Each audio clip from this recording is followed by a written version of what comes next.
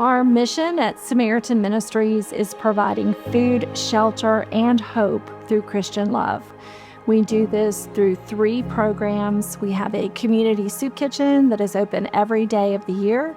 We serve over 100,000 meals to our community. We're very proud that we've never closed the soup kitchen doors in all of these decades, and that we've served over 5 million meals. We also have a temporary emergency shelter for men experiencing homelessness. Most of them have been through a lot of trauma in their lives, and this becomes a safe place for them to stay. To think that Jesus, the Savior of the world, had no home, no place to call home. It was only by the grace and the support of the people around him that he was able to perform his ministry. And that's what Samaritan does. It surrounds these men with a safe place, a place to lay their head down, and so they can go about finding a better place for themselves. When you come to spend time at Samaritan, you'll find that it's a very humbling experience. I share that all the time. And you get out more than you put in. I often wonder what would happen without it. I remember one day actually standing in the kitchen and just wondering what would life be like if we didn't have the ministry there, and more people would be on the streets, living in tent cities and all. Heaven forbid. So we're just thankful to God that, Samaritan is here and with open arms and lots of love. Project Cornerstone started in 1995 with input from our guests. Our guests were tired of the revolving door of the shelter, of coming in for shelter, leaving to live out on the streets, using drugs, going to the hospital, maybe spending some time in jail, and then rotating back to Samaritan. And they were doing that over and over again. So Cornerstone was established, and it's really to empower the men to live a different life. I first came to Samaritan back in August 10th, 2003.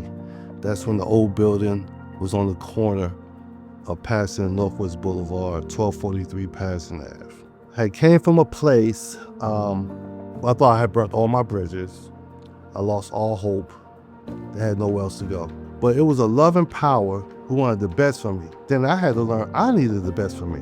August 10th, 2025 will be, God permission, 23 years.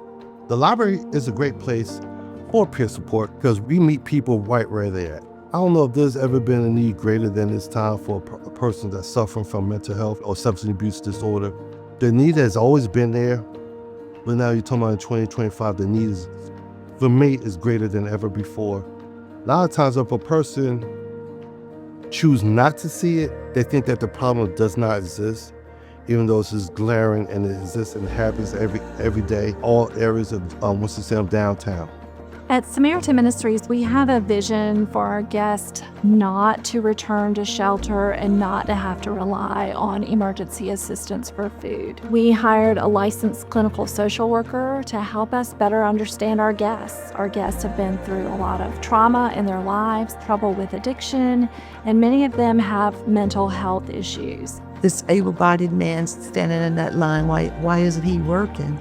I said, it may appear to be able-bodied, but you never know, what state he is in emotionally.